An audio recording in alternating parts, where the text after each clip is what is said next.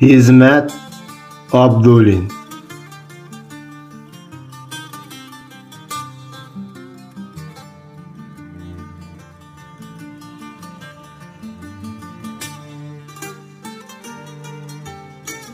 Hizmet Abdulin körneklik Uyghur yazgıçısı. Edebiyatning hamma sohalarida qalam tebritib, intayin mol edebi miras yaratgan yazgıçı.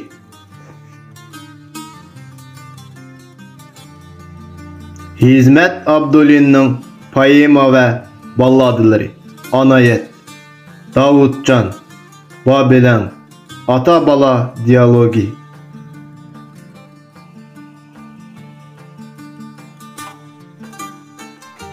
Yazgıçının hikayeleri Mihriban Yürekler, Toruq At, Uci Ömercan, Vapadar ve başkalar.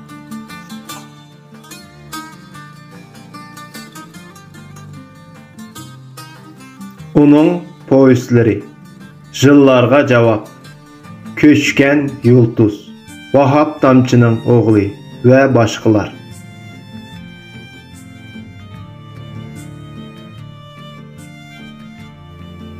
Yazgıçının romanları Turpan Teveside, Təqdir, Otluq Çember, Yurttaşlar.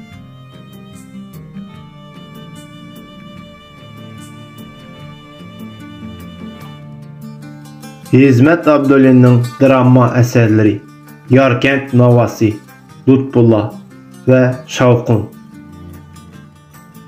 Yazgıçının Turpan Teveside, Təqdir romanları iki çoğun eserden ibarət dialogi eserleri.